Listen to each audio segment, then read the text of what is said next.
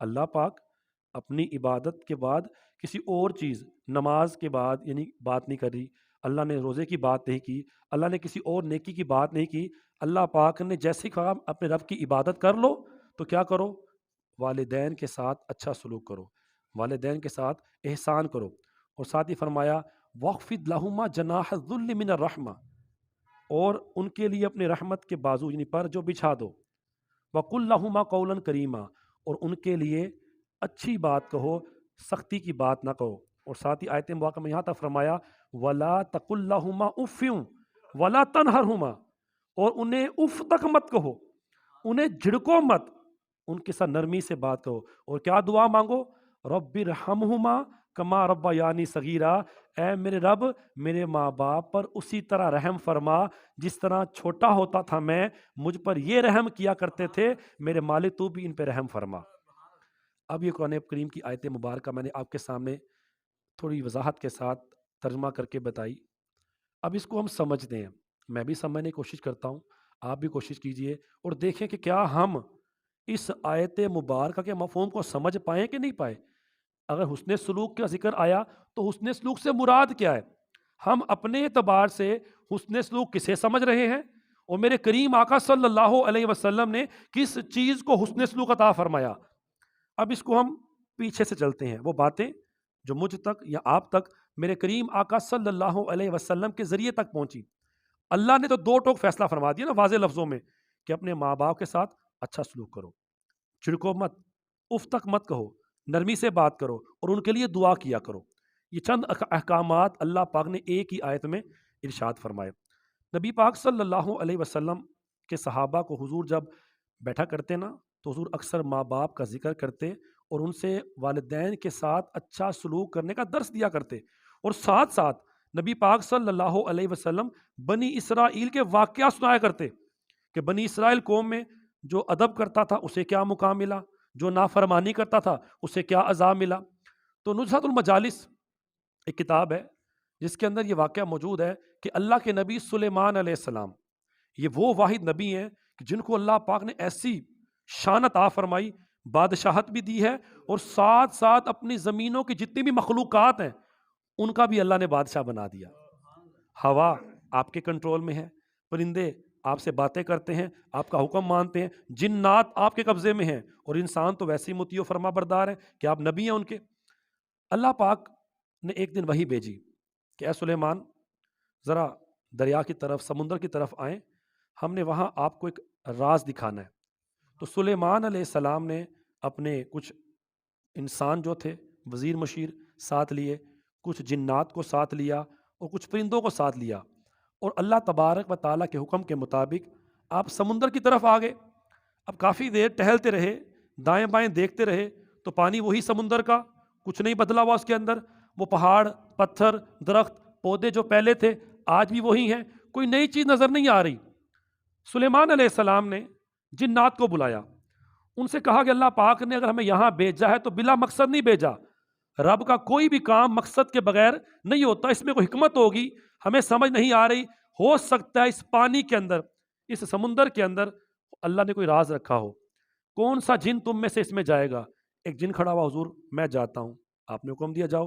اس نے ڈبکی لگائی اور تھوڑی دیر کے بعد جب واپس آیا تو خالی ہاتھ، کچھ بھی اس کے پاس نہیں۔ کہتا حضور جہاں تک میری طاقت تھی نا میں وہاں تک گیا، اس گہرائی سے میں مزید آگے نہیں جا پایا۔ آپ نے کہا اس سے کوئی طاقتور جن ہے؟ ایک اور کھڑا ہوا، سرکار میں جاتا ہوں۔ اس نے بھی کیا، واپس آیا خالی ہاتھ، کہتا حضور میں بہت اینڈ تک گیا لیکن جتنی میری طاقت تھی وہاں سے آگے میں نہیں جا سکا، میں سمندر کی تہہ تک نہیں جا سکا، ہو سکتا ہے سمندر کی تہہ میں کچھ ہو۔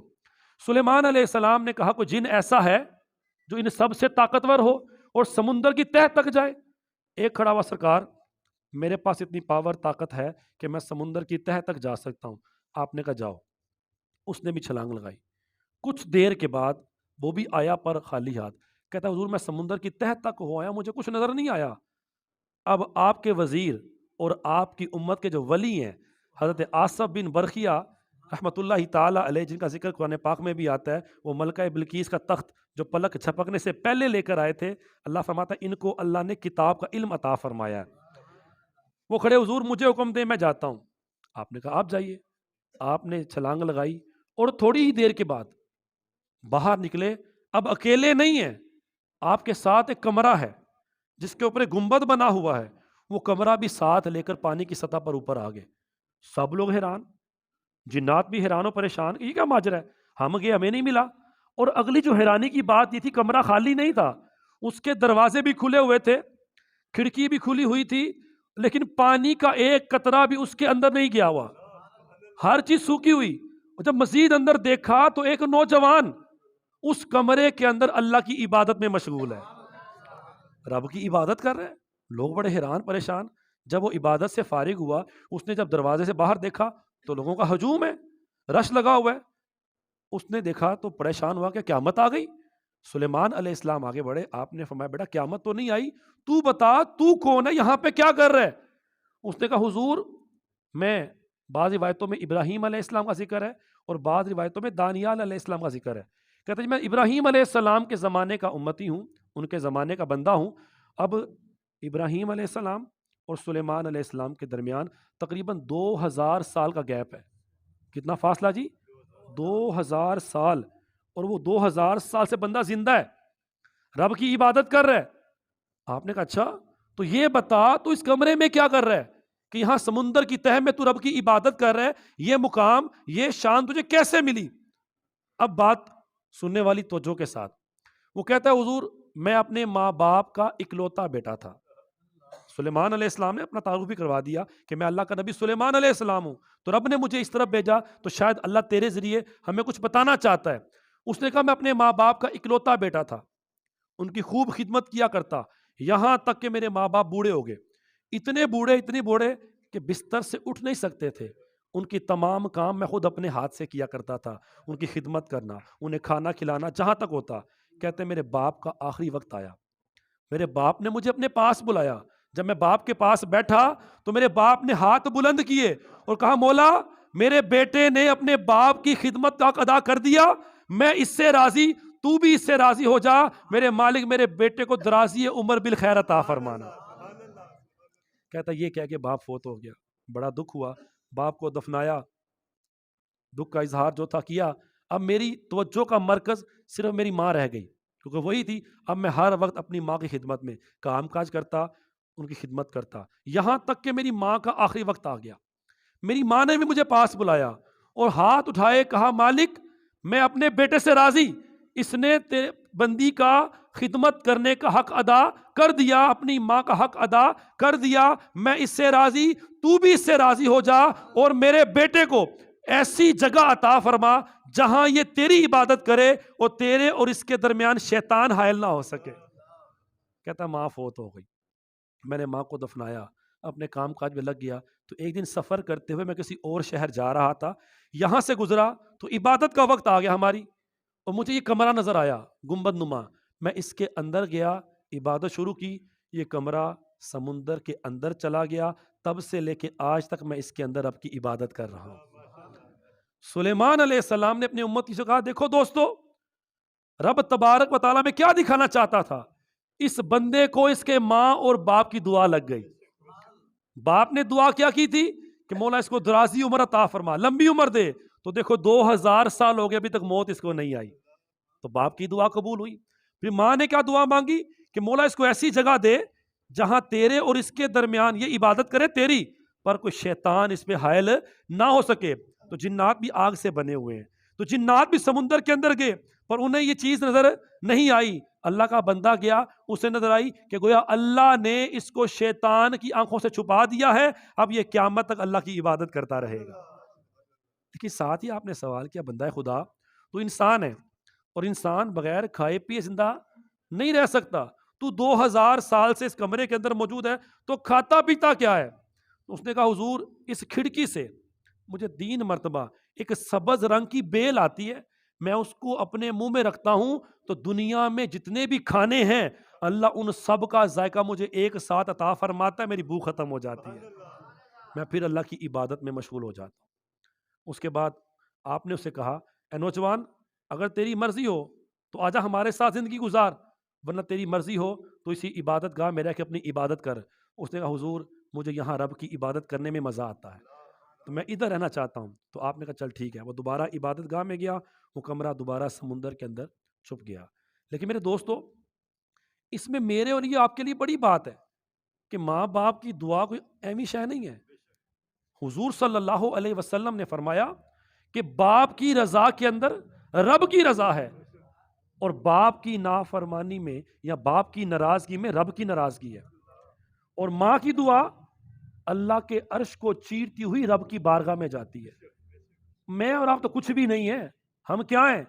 اللہ کے نبی موسیٰ علیہ السلام ہر روز کوہ طور پہ جاتے ہیں، رب سے باتیں کرتے ہیں. ایک دن جب کوہ طور پہ چڑھنے لگے تو رب نے کہا موسیٰ سنبھل کے آنا. موسیٰ دھیان نال ویکھ کے آئی. عرض کی مالک ہر روز آتا ہوں، آج پہلی بار نہیں آ رہا، ان رستوں سے واقف ہوں. فرمایا روز تم آتے تھے، بالکل صحیح ہے، لیکن روز تمہارے پیچھے دعا کرنے والی ماں ہوتی تھی، آج وہ دعا کرنے والی ماں فوت ہو گئی ہے. اللہ کے نبی سے بڑا جب نبی دنیا میں ہوتا ہے کوئی بڑا نہیں ہو سکتا، اس کی شان بہت بلند. لیکن نبی بھی ماں کی دعاؤں کی برکت سے پھسلنے سے گرنے سے اللہ محفوظ فرما رہا ہے. تو یار میں اور آپ کیا چیز ہے؟ ہماری کیا اوقات ہے اپنے ماں باپ کے سامنے؟ آج جس معاشرے میں آپ جی رہے ہیں نا، بدقسمتی کے ساتھ بڑا برا حال ہو چکا ہے. ماں باپ بچوں کے بڑی خواہشات پوری کرتے ہیں، جہاں تک ہو سکتا خدمت کرتے ہیں کہ بڑے ہوں گے ہماری خدمت کریں گے، بڑے ہوں گے ہم ان کی خوشیاں دیکھیں گے. پر آج حالات یہ کہ بچے ماں باپ سے سیدھے منہ بات نہیں کرتے. ایسے ایسے واقعہ سننے میں آ رہے ہیں کہ ماں باپ کو مارا جا رہا ہے. سوشل میڈیا پہ کئی ایسے واقعات آتے ہیں، ہم خود حیران کہ بوڑھا باپ ہو چکا ہے. جائیداد کے بٹوارے کی بات ہوئی تو باپ نے شاید ایک بیٹے کو حصہ کم دے دیا، کوئی زیادہ دیا، ایک بیٹا باپ کو مارنے لگ پڑا. اس کی ویڈیو موجود ہے. وہ زمین کے معاملے کے اوپر بیٹا باپ کو زمین کے اندر گھسیٹ رہا ہے. یہ آج کل ہماری سوسائٹی میں باپ کے ساتھ ماں کے ساتھ بدسلوکی کی جا رہی ہے، جس کی عظمتیں، جس کی شان اللہ قرآن میں بیان کر رہا ہے، جن کی شان کی عظمتیں نبی پاک صلی اللہ علیہ وسلم کے فرامین میں موجود ہیں. اور ہمارے حالات کیا ہیں؟ نبی پاک صلی اللہ علیہ وسلم کی بارگاہ میں صحابی آئے، عرض کرتے یا رسول اللہ، میں اپنی والدہ کو سفر پہ لے کر گیا اور ایک جگہ ایسا صحرا آیا، اتنی تپتی ریت تھی کہ اگر اس کے اوپر گوشت کا ٹکڑا رکھ دیا جائے تو پک کر بھن کر کباب بن جائے. اس صحرا کے اوپر ننگے پاؤں میں نے اپنی ماں کو اپنے کندھوں پہ بٹھا کر 6 میل کا سفر طے کیا. کیا میں نے اپنی ماں کا حق ادا کر دیا؟ حضور نے فرمایا او ماں کے حق کے بارے میں بات کرنے والے، اور جس وقت تو پیدا ہوا تھا اس وقت تیری ماں کو جو تکلیفیں ہوئی تھی ان جھٹکوں میں سے شاید کسی ایک جھٹکے کا تو نے حق ادا کیا ہو. تم حق کی بات کرتے ہو. آج ہم کدھر پہنچ گئے ہیں؟ اور حضور کیا فرما رہے ہیں کہ ایک جھٹکے کا بھی حق تم ادا نہیں کر سکتے، تم اس کا بھی شاید حق ادا کیا ہو. تو نبی پاک صلی اللہ علیہ وسلم صحابہ کے ساتھ بیٹھے ہوئے ہیں، صحابہ حضور سے باتیں سن رہے ہیں. حضور ماں باپ کی شان، ماں باپ کی عظمت بیان فرما رہے ہیں. حضور نے کہا صحابہ تم میں سے جس سے ہو سکے نا، جب گھر جایا کرو تو مسکرا کر خوش ہو کر اپنے ماں باپ کی طرف دیکھا کرو. عرض کی آقا اگر ہم یہ کام کریں گے تو کیا ہوگا؟ حضور نے فرمایا صحابہ اگر تم مسکرا کر اپنے ماں باپ کی طرف دیکھو گے اللہ تمہیں ایک مقبول حج کا ثواب عطا فرمائے گا. آج حج کرنے جاتے ہیں نا 10-12 لاکھ روپے لگ رہا ہے نارملی، 12-13-14 لاکھ، وہاں رہنا ہے، طواف جو بھی کرنا ہے، لیکن گارنٹی کسی کے پاس نہیں کہ حج قبول ہوگا کہ نہیں ہوگا. پتہ نہیں حج کے دوران غلطیاں کر دی ہوں، احکام سے اتنا پورے نہ کیے ہوں تو اللہ قبول نہ کرے. لاکھوں روپیہ لگانے کے باوجود بھی تو یار حج تے ساڑھے گھر بیٹھا ہے. اور صحابہ بھی کمال تھے، وہ نیکیوں میں آگے بڑھنے والے. عرض کی یا رسول اللہ اگر ہم 100 مرتبہ دن میں اپنے ماں باپ کو دیکھیں تو حضور نے فرمایا ان اللہ علی کل شیء قدیر، اور صحابہ اللہ ہر چاہے پر قادر ہے. تم 100 بار مسکرا کر خوش ہو کے ماں باپ کے چہرے کو دیکھو، اللہ 100 حج کا ثواب عطا فرمائے گا. ایک بھی نہیں، دو بھی نہیں یار، 100 حج. اللہ کریم 100 حجوں کا ثواب عطا فرما رہا ہے اور ہم پتہ نہیں کہاں جنت حج تلاش کر رہے ہیں. حضور فرماتے ہیں جنت 7ویں آسمان کے اوپر تھی، میں وہاں سے لا کر جنت کو ماں کے قدموں کے نیچے رکھ دیا. الجنت تحت اقدام امہاتکم، جنت تمہاری ماں کے قدموں کے نیچے ہے. اب ذرا نبی کے الفاظ پہ غور کیجئے میرے نبی کے غلاموں. حضور نے یہ نہیں فرمایا کہ ماں کے پیروں کے برابر ہے، فرمایا جنت ماں کے پیروں کے نیچے ہے. اب جنت کہاں پہ ہے؟ ذرا قرآن پڑھے نا تو قرآن فرماتا ہے عند سدرۃ المنتہا وعندہا جنت المأویٰ. جو سدرۃ المنتہا یہ وہ جگہ ہے جہاں جبرائیل امین بیٹھا کرتے ہیں. یوں سمجھ لے جبرائیل کا گھر ہے، جبرائیل وہاں رہتا ہے، اللہ فرماتا ہے اسی کے بالمقابل سب سے پہلی جنت جو آخری اعتبار سے ہے، جنت المأوا جبرائیل کے گھر کے برابر ہے، اور سدرۃ المنتہا 7ویں آسمان سے بھی اوپر ہے۔ تو وہاں پر حضور فرماتے جنت وہاں سے شروع ہوتی ہے، اور جنت 8 درجے ہیں، 8 جنتیں ہیں۔ تو اللہ فرماتا ہے، اللہ کے رسول کے ذریعے میں بتایا گیا، اللہ کے رسول نے کہ جنت وہاں سے اتنی بلندی سے میں ماں کے قدموں کے نیچے لے کے آ گیا۔ اب اس کے کیا مطلب ہے؟ اس کا مطلب مفسرین نے فرمایا، محدثین نے فرمایا، اس کے 2 مطلب ہیں۔ اس کا ایک مطلب تو یہ ہے کہ اگر تیری ماں تجھ سے راضی ہو گئی تو اللہ پاک اسے اختیار دے گا، وہ اپنے بچے کو جنت عطا فرما دے گی، مطلب رب سے دعا کرے گی، رب اس کی دعا کی برکت سے بیٹے کو، اولاد کو جنت عطا فرمائے گا۔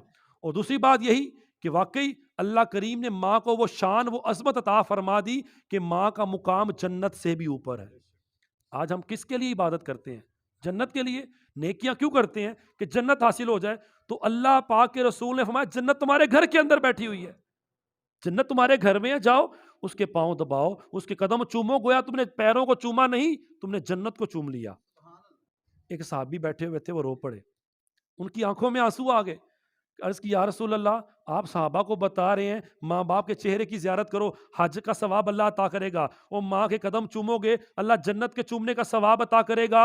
حضور میرے تو ماں باپ ہی فوت ہو چکے ہوئے، مجھے تو آج یہ بات پتہ چل رہی ہے، آپ فرما رہے ہیں۔ تو حضور نے کہا کیا تجھے ان قبروں کا پتہ ہے؟ کہا حضور میں چھوٹا سا تھا جب وہ فوت ہو گئے، پتہ نہیں کہاں دفنایا، مجھے قبروں کا بھی پتہ نہیں۔ حضور کے ہاتھ میں ایک چھڑی تھی، میرے نبی نے 2 لائنیں لگائی، کہا سمجھ یہ تیرے باپ کی قبر ہے، اور سمجھ یہ تیری ماں کی قبر ہے، اور ماں کی قبر کی طرف پیروں کی طرف اور باپ کی قبر کی طرف پیشانی کی طرف بوسہ دے لے، تو جنت کی نیچے والی اور اوپر والی چوکھٹ کو چومنے کا ثواب حاصل کر لے گا۔ اللہ اکبر، یا رسول اللہ، یا زندہ آباد۔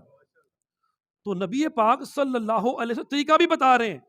جسے کوئی دوست یہاں بیٹھے ہوئے ہیں، چہرے نظر آ رہے ہیں، کچھ کو افسوس ہو رہا ہے، کوئی دکھی ہو رہا ہے کہ یار یہ باتیں پتہ تھی پر بھول گئے تھے، آج پھر معلوم ہو رہی ہیں، پر اب میں کیا کروں، ماں باپ تو چلے گئے دنیا سے۔ تو حضور نے فرما دیا قبر پہ جا کے ان سے وہاں دیدار کرو، وہاں ملاقات کرو، بلکہ حدیث میں تو یہاں تک آتا ہے کہ ہر جمعے کو اپنے ماں باپ کی قبر پہ جایا کرو، ان سے ملاقات کیا کرو، وہ انتظار کرتے ہوتے ہیں۔ تو آج اولاد کے پاس وقت ہی نہیں، یا ٹائم نہیں ملیا، یا ٹائم نہیں ملیا۔ چلو جن کے تو دنیا سے چلے گئے وہ تو پچھتا رہے ہیں، پر جن کے زندہ ہیں وہ ان کے ساتھ کیا سلوک کر رہے ہیں، وہ ان کے ساتھ کیسا رویہ اختیار کر رہے ہیں۔ ہم تو کچھ بھی نہیں۔ نبی پاک کے صحابی کی بات ہے، ایک صحابی کا آخری وقت آیا، جان نکل نہیں رہی، روح اٹک گئی ہے۔ صحابہ آئے یا رسول اللہ، فلاں صحابی دوست ہے ہمارا، اس کا آخری وقت نزع کا عالم ہے، بڑی تکلیف میں ہے، جان نہیں نکل رہی۔ حضور میں جاؤ اس کو جا کے کلمہ طیبہ کی تلقین کرو، سورہ یاسین پڑھو۔ صحابہ گئے کلمہ پڑھنے کی تلقین کر رہے ہیں، سورہ یاسین پڑھ رہے ہیں، جان پھر نہیں نکل رہی، تکلیف میں ہے۔ صحابہ پھر آئے یا رسول اللہ بڑی بری حالت ہے۔ کہا کیا اس کے ماں باپ زندہ ہیں؟ کہا ماں باپ میں سے باپ تو فوت ہو گیا، ماں زندہ ہے۔ کہا بلاؤ۔ اب وہ ماں آئی اور پوچھا کہ کیا تم اپنے بیٹے سے راضی ہو؟ ماں کہتی نہیں میں اپنے بیٹے سے راضی نہیں۔ کہا کیوں؟ کہا بیٹا نیک تو تھا، سارے کام کرتا تھا، لیکن اپنی بیوی کو مجھ پر ترجیح دیتا تھا، جو سلوک اپنی بیوی سے کرتا تھا اچھا سلوک، مجھ سے ویسا اچھا سلوک نہیں کرتا تھا، اس لیے میں اپنے بیٹے سے ناراض ہوں۔ میرے نبی نے فرمایا اپنے بیٹے کو معاف کر دے، اس کی جان اٹک گئی ہے۔ ماں غصے میں تھی، کہا نہیں معاف کروں گی۔ کہا نہیں معاف کرے گی؟ کہا نہیں۔ حضور نے کہا صحابہ جاؤ لکڑیاں لے کر آؤ، انہیں آگ لگا دو، اور جب آگ جل جائے نا اس کے بیٹے کو اٹھا کے اس آگ میں پھینک دینا۔ جب یہ بات ہوئی تو ماں کا دل ماں ہی ہوتی ہے کہ یا رسول اللہ میرے بیٹے کو آگ میں پھینکیں گے؟ کیوں؟ کہا تو نے معاف نہیں کرنا تو وہ دوزخ میں جائے گا، دوزخ کی آگ میں جلے گا، تو کیوں نہ اس کو دنیا کی آگ میں جلا دیتے ہیں۔ جب یہ بات کہی تو ماں نے کہا حضور مجھے معاف کر دیں، میں نے اپنے بیٹے کو معاف کیا۔ ادھر ماں نے بیٹے کو معاف کیا، ادھر بیٹے کی جان اللہ کی بارگاہ میں۔ یار ماں باپ کوئی اہمی ہستی نہیں ہے۔ رب بار بار قرآن میں بالوالدین احسانا وبالوالدین احسانا کیوں فرما رہا ہے؟ کیونکہ رب تبارک و تعالیٰ ان کی عظمت شان ہمیں سمجھانا چاہتا ہے کہ اپنی اولاد اپنے ماں باپ کی قدر کر لے۔ آج ہمارا حالات، ہمارے معاملات کیا ہیں؟ ہم جب بڑے ہوتے ہیں نا، سوسائٹی کے اندر مسئلہ یہ ہے، ہم سمجھتے ہیں یار ساڑھے ماں پیو نے نا ساڑھے واسطے اتنا کچھ نہیں کیتا۔ آج چونکہ آپ کے پاس وہ چیزیں ہیں جو آپ کے ماں باپ کے پاس نہیں تھی، آپ کے پاس ٹچ موبائل ہے، اسمارٹ فون ہے، گھر میں اے سی لگا ہوا ہے، پکے مکان ہے، ہو سکتا ہے آپ کے ماں باپ کسی گاؤں میں رہتے ہوں، کچے مکان میں رہتے ہوتے، آپ کو شہر میں لے کے آ گئے، تو آج اولاد سوچتی نہیں یار میں اپنی اولاد سے نا انج کراں گا، کیونکہ جو کمیاں آپ کے پاس ہوتی ہے نا تو آپ سوچتے ہیں میری اولاد ہوگی نا میں انہیں وہ کمی محسوس ہونے نہیں دوں گا، لیکن خدا کے بندے ذرا سسٹم دیکھو، ذرا اپنے ماں باپ پھر ان کے ماں باپ پہ غور کرو، کوئی بھی ماں باپ ایسا نہیں ہوگا جو اپنی اولاد کے لیے کوشش نہ کرتا ہو، ہر ماں باپ اپنی جی جان سے بڑھ کر اپنی اولاد کے لیے کوشش کرتا ہے، پر جن کے پاس جو وسائل ہوتے ہیں اس سے بڑھ کے وہ کر سکتے ہی نہیں ہے۔ ہمارے ماں باپ یعنی اگر 100 سال پیچھے چلتا ہے بندہ، آج ان کے باپ کی 75 سال عمر ہو گئی ہے، بیٹا اگر جوان ہے 40 سال کا، اس کا اپنا بیٹا اگر 15-20 سال کا ہے، اب یہ 3 سٹیپ دیکھے ذرا، اگر اس کے دادا ابو کے پاس سائیکل بھی نہیں تھی تو باپ جو آپ کا ہے اس نے کوشش کر کے سائیکل لی، آپ کی باری جب آئی تو آپ کے باپ نے وہ سکھایا، وہ پڑھایا لکھایا کہ آج آپ کے پاس موٹر سائیکل یا کار آ گئی، تو اب ماں باپ نے جو کیا اپنے سے بڑھ کے کیا، اب آپ کا وقت آیا تو آپ کو رب نے سہولتیں اور دی، وہ آپ کے ماں باپ کے پاس سہولتیں نہیں تھی، پر اولاد یہ سمجھے کہ نہیں یار میرے ماں پیو نے میرے پاس زمین نہیں بنائی، وہ میں بڑا ہو گیا، میں گھر کتنے بناواں، مکان کہاں بناؤں، تو سن لیں ماں باپ کا فرض نہیں کہ اولاد کو مکان بنا کے دے، ماں باپ کا فرض کیا ہے، اولاد دنیا میں آئے اس کی اچھی تعلیم و تربیت کی جائے، اس کے بعد اولاد بڑے ہو کے اگر ماں باپ کے پاس وسائل ہیں تو ضرور دیں، نہیں تو اولاد اپنی محنت کاوش سے وہ حاصل کرے جو حاصل کرنا چاہتی ہے۔ مولا علی کا فرمان سن لیں، حضرت علی فرماتے ہیں وہ غریب پیدا ہونا جرم نہیں، غریب مرنا جرم ہے۔ تم غریب پیدا ہوئے، رب نے پیدا کر دیا، رب نے تمہیں آنکھیں دی ہیں، ہاتھ دی ہیں، پیر دی ہیں، دماغ دیے، صلاحیت دی، ان کو استعمال کر کے اب کوٹھی بنگلہ بناؤ، کاریں بناؤ، جو تم بنانا چاہتے ہو، اب تمہارا اپنا کام ہے تم اپنا نصیب کس طرح بناتے ہو۔ تو ماں باپ کے اوپر اعتراض کرنے والے ذرا سوچیں، ہر ماں باپ دنیا میں جتنے بھی دوست احباب ہیں نا آپ کے رشتہ دار کزن وغیرہ، کوئی بندہ یہ نہیں چاہے گا کہ یہ میرا دوست مجھ سے اوپر والی پوسٹ پہ ہو، یار ہے دوست ہے میرا پر میں اتنے ہوا تھلے ہوئے میرے پوسٹ سے، میں افسر ہوں والے تھے، پر باپ جتنا مرضی بڑا افسر ہو بادشاہ ہو وہ یہی چاہے گا کہ میرا بیٹا مجھ سے بڑا بادشاہ بنے، میرا بیٹا مجھ سے بڑا بنے، کیوں کہ ماں باپ کی جو محبت ہے بے لوث ہے، بہن بھائی ہیں، اولاد ہے، بیوی ہے، کچھ بھی انہیں کوئی نہ کوئی غرض ہے، پر ماں باپ انہیں اولاد سے کوئی غرض نہیں ہے، آپ بڑے ہو کے خدمت نہیں کرتے تو کیا کر لیں گے، وہ گلا شکوہ کریں گے آپ سے، وہ اس لیے پالتے بھی نہیں ہیں، وہ کہتے چلو ہمارا حق ہے، ہم جہاں تک کر سکتے کریں، پھر ان کی باری آئے گی جو کریں گے یہ۔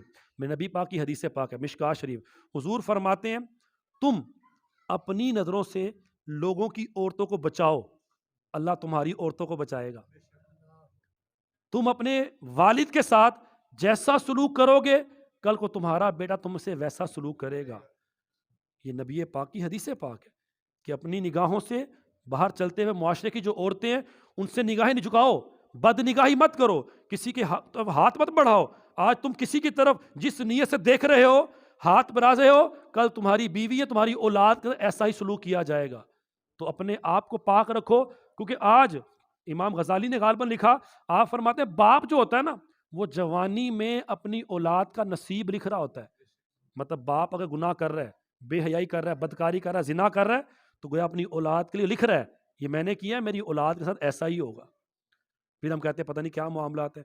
تعلیم و تربیت اولاد کی ہم بڑی کر رہے ہیں آج، پر کس چیز کی؟ دنیا کی حالات میں معاشرے میں چل رہے ہیں، ہمارے اطراف میں ایسے واقعات دیکھے یا سنے ہوں گے کہ اولاد اپنے باپ کو کان پکڑا کے جوتے مار رہی ہے، بیٹا جائیداد کے لیے اپنے باپ کو خود قتل کر رہا ہے، اور ماں باپ کی لاش پڑی ہے، اولاد کو یہ فکر ہے کہ ماں باپ کو جلدی دفناؤ ہم نے پارٹی کرنی ہے۔ یہ میں اپنی ذاتی آپ کو واقعہ بتا رہا ہوں، ہم کراچی میں تھے جب درس نظامی کرنے کے لیے گئے تو کراچی پہ سمندر کا جو علاقہ ہے کلفٹن، وہاں پہ بڑے مہنگی سمندر کے پاس زمین بڑی مہنگی ہے، وہاں پہ جو لوگ کوٹھی بنگلے بناتے ہیں نا کروڑوں سے کم نہیں ہوتے، اوپر اس زمانے 2005-6 کی بات بتا رہا ہوں میں آپ کو، ہم جو دعوت اسلامی ہے ان کا کام ہوتا ہے نیکی کی دعوت کے لیے باہر جانا، کچھ دوست احباب مل کے دوستوں کو نیکی کی دعوت دیتے ہیں، نماز کے لیے بلاتے ہیں، تو ایک کوٹھی تھی، اس کا ایک مالک ابھی کوٹھی بنا رہا ہے، ایک بیٹا لندن میں، ایک فرانس میں ہے، کوئی جاپان میں ہے، اس طرح مختلف جگہوں پہ اولاد کو سیٹل کیا ہوا ہے، ڈاکٹر کسی کو انجینئر بنایا اور باہر کے ملکوں میں پڑھایا، بچوں کو بڑا اچھا اس نے لکھایا پڑھایا، اب بچے باہر کے ملک میں ہیں تو باپ نے سوچا یار اب میرا آخری وقت آنے والا ہے، بڑھاپے کی طرف جا رہا ہوں، کیوں نہ ایک ایسا مکان بناؤں، بڑی کوٹھی، کہ جب بھی میرے بچے آئیں تو ساری فیملی ایک جگہ بیٹھ کے ہم ذرا کھائیں پیا کریں، مل کے بیٹھا کریں۔ تو باپ نے ادھر ایک کوٹھی خریدی۔ میرے دوست کا بھائی تھا جو کارپینٹر کا کام کرتا تھا، وہ اس کوٹھی میں کام کرتا تھا۔ یہ باتیں اس نے مجھے ساری بتائی۔ کہتا ہے کوٹھی جب بن گئی نا تو باپ نے بچوں کو فون کیا، بیٹا چھٹی لے کے آؤ، ہم اپنے گھر کا افتتاح کرنے والے ہیں، وہاں پہ ایک اچھی خاصی پارٹی کریں گے۔ تو بچوں نے بتا دیا ابا جی ہم اس ڈیٹ کو آ رہے ہیں۔ تو باپ نے اس حساب سے نا اپنے جتنے بھی دوست احباب رشتہ دار امیر کبیر انہیں دعوت دے دی کہ فلاں تاریخ کو ہمارے گھر جناب ایک دعوت ہے، پارٹی ہے بہت بڑی، آپ سب نے آنا ہے۔ کوٹھی بنگلے والے کاروں والے لوگ تھے امیر کبیر۔ اب فیملی پوری آ گئی، پہلا دن ہے اور فیملی پہلے پہنچ گئی کہ ہم پہلے جاتے ہیں، مہمانوں کے آنے کا استقبال کریں گے، لوگ تو رات کو آئیں گے۔ جب گئے، اب افتتاح ہونے لگا ہے، کہا جی ابا جان پہلے آپ اندر جائیں، باپ ہے، عزت دی۔ جیسے ہی باپ نے قدم اندر رکھا، اچانک طبیعت خراب ہوئی، ہارٹ اٹیک آیا، باپ وہیں فوت ہو گیا۔ وہ جو بنگلہ بنایا، کوٹھی بنائی، دیکھنا بھی نصیب نہیں ہوا، اولاد ساتھ ہے۔ اب بچے کیا کہہ رہے ہیں، اوئے ہوئے ابا جی نے آج ہی مرنا سی، کہ آج ہم نے پارٹی کرنی تھی، لوگوں کو دعوت دی ہوئی تھی، انہوں نے بھی آج فوت ہونا تھا۔ انہیں دکھ نہیں ہے، غم نہیں کہ باپ فوت ہو گیا، وہ اس بات پہ غم منا رہے کہ آج ہماری پارٹی کینسل ہو جانی ہے۔ پر وہ کہا نہیں ٹھہر جاؤ۔ انہوں نے دوستوں سے پتہ کیا، رابطہ کیا، کوئی یہاں پہ غسل دینے والا بندہ ہے۔ انہوں نے کہا جی ہاں جی یہاں پہ کچھ دوست ہیں۔ غسل دینے والے کو بلایا، اولاد سے بولا آؤ جی آپ بھی شامل ہو، کہا نہیں نہیں ہمیں ڈر لگتا ہے۔ باپ کی لاش پڑی ہے، جس باپ نے پڑھایا لکھایا، آج اس کے جسم کو ہاتھ لگاتے ہوئے اور غسل دیتے ہوئے باپ کی اس اولاد کو ڈر لگ رہا ہے، نہیں نہیں ہم نہیں ہاتھ لگائیں گے، آپ دیں جی کفن۔ کفن دے دیا سب کچھ، کہا چلو جی، کہا نہیں نہیں آپ لے جائیں، یہ پیسے لے جائیں، کفنا بھی دیجیے گا، دفنا بھی دیجیے گا، ہم نے آج مہمان آنے والے پارٹی کرنی ہے۔ اب ذرا غور کیجئے، کیا اس باپ کی اس تربیت کا فائدہ؟ وہ پیسہ لاکھوں اربوں روپے لگا کے تم نے باہر بھیجے، آج اولاد کا یہ حال ہے کہ باپ کے جنازے میں شامل نہیں ہو سکتی۔ وہ آنکھوں سے دیکھا ہے، ایسے ایسے جنازے دیکھے ہیں کہ بیٹا باہر سے آیا ہے، 20 سال باہر رہتا رہا، اب باپ کا جنازہ ہے تو بیٹا سائڈ پہ کھڑا ہے، وہ پوچھا شامل ہو، کہتا مجھے تو پڑھنا ہی نہیں آتا، مجھے جنازہ پڑھنا نہیں آتا۔ ہے کیا ڈاکٹر، ہے کیا انجینئر، اربوں روپیہ کما رہا سالانہ، اور اس کی حالت یہ ہے اس کو نماز جنازہ نہیں آتا۔ تو ایسی اولاد کا کیا فائدہ کہ جو آپ کے لیے ہاتھ اٹھا کے دعا نہیں کر سکتی۔ میں اس کام کے خلاف نہیں کہ آپ ڈاکٹر بنا رہے ہیں، ڈاکٹر بناؤ، ضرور بناؤ، انجینئر بناؤ، جو مرضی بناؤ، پر یار اپنی اولاد کو اسلام کی تعلیم تو دو۔ میں اکثر لوگ مجھ سے پوچھتے ہیں کہ آپ اولاد ماں باپ کے بارے میں باتیں کرتے ہیں تو آپ کا اپنا کیا حال ہے؟ میرے الحمدللہ 4 بچے ہیں، 3 بیٹے 1 بیٹی۔ چھوٹا بیٹا 4 سال کا ہے، اگر آپ سوشل میڈیا یوز کرتے ہیں تو میرے اکاؤنٹ پہ جنہوں نے لنک کیا ہو تو چھوٹا بیٹا میرا 4 سال کا ہے، اسے 6 کلمے آتے ہیں الحمدللہ، نماز پوری آتی ہے،